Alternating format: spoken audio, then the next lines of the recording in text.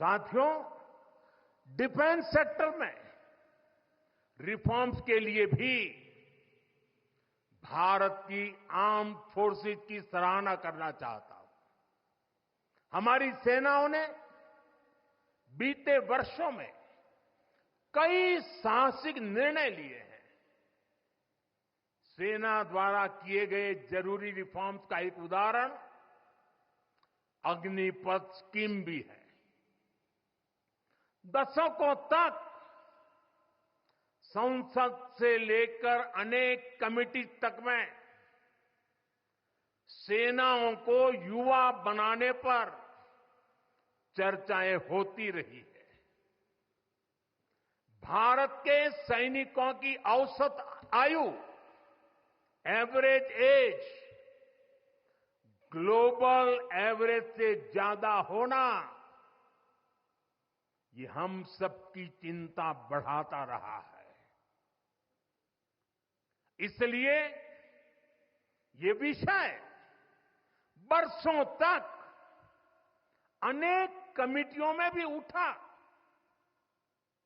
लेकिन देश की सुरक्षा से जुड़ी इस चुनौती के समाधान की पहले इच्छा शक्ति नहीं दिखाई गई।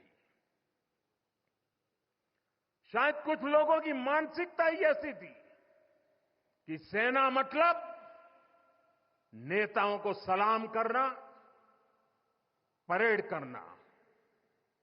हमारे लिए सेना मतलब 140 करोड़ देशवासियों की आस्था। हमारे लिए सेना मतलब 140 करोड़ देशवासियों की शांति की गारंटी। हमारे लिए सेना मतलब देश की सीमाओं को सुरक्षा की गारंटी। अग्निपथ योजना के जरिए देश ने इस महत्वपूर्ण सपने को एड्रेस किया है। अग्निपथ का लक्ष्य सेनाओं को युवा बनाना है। अग्निपथ का लक्ष्य सेनाओं को युद्ध के लिए निरंतर योग्य बनाए रखना है।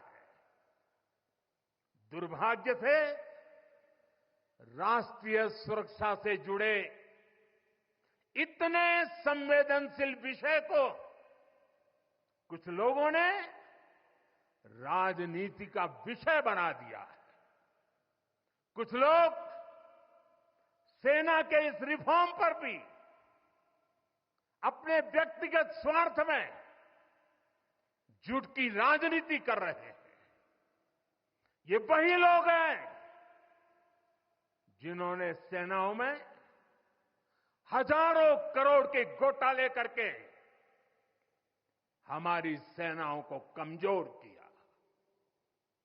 ये वही लोग हैं जो चाहते थे कि एयरफोर्स को कभी आधुनिक फाइटर जेट न मिल पाए। ये वही लोग हैं जिन्होंने तेजस फाइटर प्लेन को भी डिब्बे में बंद करने की तैयारी कर ली थी। साथियों, सच्चाई ये है कि अग्निपथ योजना से देश की ताकत बढ़ेगी और देश का सामर्थ्यवान युवा भी मातृभूमि की सेवा के लिए आगे आएगा। प्राइवेट सेक्टर और पैरामिलिट्री फोर्सेस में भी अग्निवीरों को प्राथमिकता देने की घोषणाएं की है। मैं तो हैरान हूं, कुछ लोगों की समझ को क्या हुआ है, उनकी सोच को क्या हो चुका है। ऐसा भ्रम फैला रहे हैं कि सरकार पेंशन के पैसे बचाने के लिए ये योजना लेकर आई है। मैं जरा ऐसे लोगों की सोच से शर्म आती है लेकिन मैं ऐसे लोगों से पूछना चाहता हूं, जरा कोई मुझे बताए, आज मोदी के शासनकाल में जो भर्ती होगा, क्या आज ही उसको पेंशन देना है क्या? उसको पेंशन देने की नौबत 30 साल के बाद आएगी। और तब तो मोदी 105 साल का हुआ होगा, और तब न भी मोदी की सरकार होगी। क्या मोदी जब 105 साल का होगा, 30 साल के बाद जो पेंशन बचेगा, उसके लिए मोदी ऐसा राजनीतिक है जो आज गाली खाएगा? क्या तर्क दे रहे हैं? लेकिन साथियों, मेरे लिए दल नहीं, देश सर्वोपरि है।